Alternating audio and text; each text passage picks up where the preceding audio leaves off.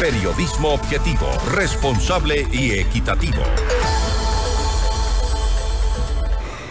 El gobierno acusó a la vicepresidenta Verónica Abad de llevar a cabo un intento de golpe de Estado. Además, la asesora presidencial Diana Jacome presentó una denuncia al Tribunal Contencioso Electoral en contra de la vicepresidenta Abad por presunta violencia política de género y pide la suspensión de sus derechos políticos.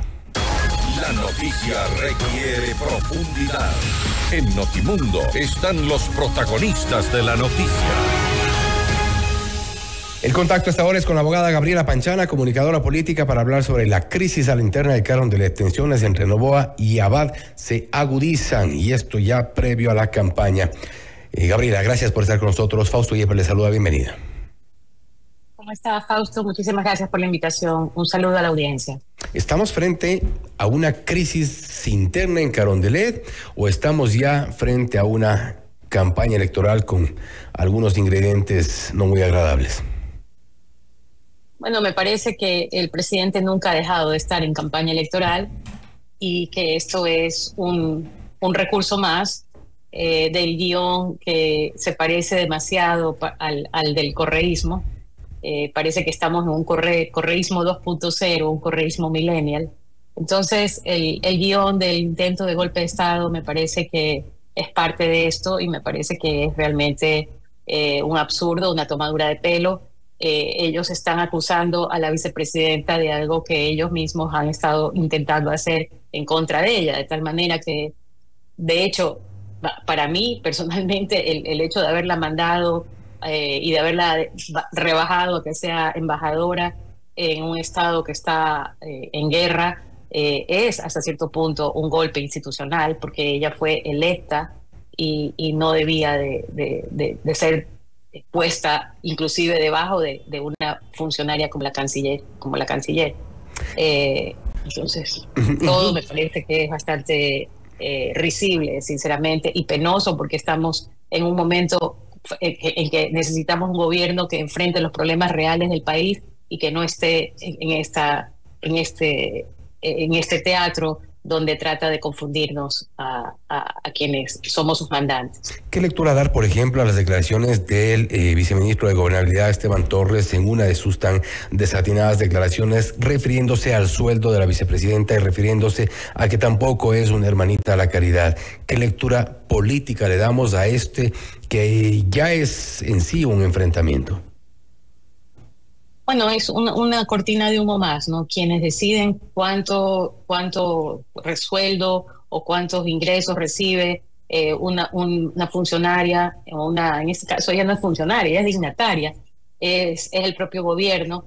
Y en el caso de alguien que está expatriado, que está cumpliendo funciones fuera de su país, obviamente hay costos que se tienen que cubrir, que no tienen nada que ver con los sueldos, sino que tienen que ver con el lugar donde está, seguramente con la familia que tiene que mantener. Entonces me imagino que de eso depende, pero el convertirlo en un simplismo, en una herramienta de populismo, de tratar de caricaturizar a la vicepresidenta como una falsa hermanita de la caridad por el ingreso que está recibiendo al estar expatriada en contra de su voluntad, por órdenes de la presidencia de la República, es tratar a la ciudadanía como que fuéramos unos espectadores de este teatro y no lidiar con los problemas reales del país. Y precisamente hablando de los problemas reales y de las prioridades que tiene el país, si hablamos de que la campaña debería darse recién a inicios del 2025, creo que es importante también poner un poco en contexto que lamentablemente hemos visto desde la Asamblea Nacional, desde el Ejecutivo, toda esta suerte de pre-campaña que al final no será más que una campaña anticipada sobre la cual las autoridades electorales cerrarán los ojos.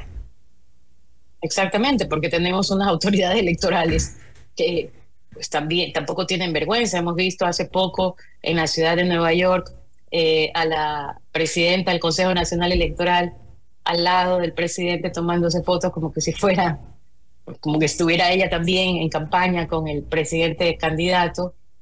cuyo hermano, el hermano de la presidenta del Consejo Nacional Electoral, es el cónsul del lugar más importante con la mayor cantidad de compatriotas en los Estados Unidos, el consulado de Queens. Entonces, es lo más lamentable es la falta de vergüenza de las autoridades, y que como hay esta, de alguna manera se han cooptado las funciones que deberían ser de control. No hay ningún control. Entonces el Consejo Nacional Electoral, que debería de controlar, no controla. El Tribunal Contencioso Electoral, que también debería de ejercer un control, que tenía hasta cierto punto una independencia, ha sido cooptado de una manera absolutamente inconstitucional por parte del gobierno. Y así sigue, ¿no? El Consejo de la Judicatura también, el Consejo de Participación Ciudadana también. ¿Con la ayuda de quiénes? Con la ayuda del correísmo en la Comisión de Fiscalización, que fue entregada por el gobierno en su pacto de gobernabilidad. Entonces, ese es el problema de la cooptación de las demás funciones. Vemos entonces, y a propósito de esta cooptación de funciones, a propósito de lo ocurrido coincidentemente en el Tribunal Contencioso Electoral, en un momento en el que hay esta disputa entre el presidente Noboa y la vicepresidenta Verónica Abad, con todo esto, vemos de alguna forma ya una marca registrada de algo que ya lo vivimos en otro momento. Exactamente, por eso digo yo que estamos regresando, parece que estuviéramos en el 2007. O sea, es terrible, han pasado 17 años y parece que estuviéramos en el 2007, cuando el gobierno de Correa hizo exactamente lo mismo con el tribunal, en esa época el Tribunal Supremo Electoral, porque quería de todas las maneras posibles hacer su voluntad para que hubiera la consulta popular para la Asamblea Constituyente. Entonces allí también utilizó al Tribunal Electoral para que destituyera a 57 diputados, que después fueron sustituidos por unos a los que se los conoció como los de los manteles, porque salieron escondidos tapándose con manteles en uno de los carros. Entonces es una vergüenza, y la diferencia es que Correa primero que Correa se tomó un poco más de tiempo, porque este tema de la toma, digamos, que también fue un golpe de Estado lo que hizo con el Tribunal Electoral, porque obligó a una función, se tomó por la fuerza o cooptó a una función del Estado para destituir a 57 diputados y imponer su voluntad. Y ahí fue pues el principio de toda la serie de arbitrariedades que se fueron legitimando con las elecciones, ¿no? Porque eso es lo que pasó, se fueron legitimando porque la gente de todas maneras tenía un apoyo, más del 80% de la gente votó a favor de esa consulta y después a favor de esa constitución. Entonces, la diferencia es esa, la diferencia es que el presidente no tiene ese respaldo. Dice las encuestas que tiene 40% de aprobación. Veamos, Correa tenía una aprobación muchísimo mayor, tenía un discurso, tenía una bandera política. El presidente no la tiene. El presidente es, sinceramente, una portada. Por eso ese muñeco de cartón lo representa perfectamente. No tiene fondo, no tiene contenido, es solamente una portada, una fachada, pero no es lo que representó el correísmo en ese sentido. A pesar de todas estas condiciones, yo le había preguntado en una entrevista anterior a el Henry Cucalón, que estuvo acá en los estudios de FM Mundo, si él sentía como precandidato, y un poco en función de lo que han expresado algunos de los precandidatos a la presidencia, que están ya en una prelid electoral, por mencionarla así, pero que jugarán con cancha inclinada. ¿Usted cree eso? Totalmente inclinada, por supuesto que sí.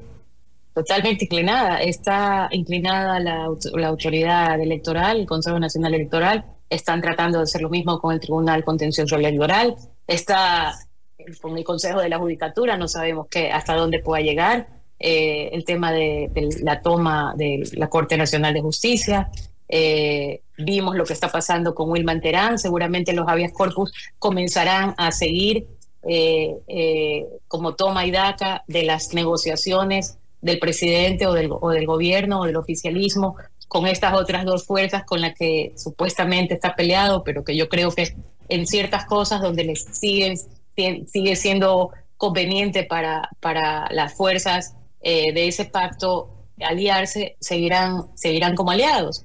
Entonces, creo que sí, creo que hay una cancha absolutamente inclinada, y creo que además no solamente es la cancha del Estado y de las instituciones, sino de las billeteras. Estamos hablando de que aquí se va a competir contra las billeteras de las mafias, porque hay muchísimo dinero involucrado con candidaturas que no necesariamente las tenemos identificadas.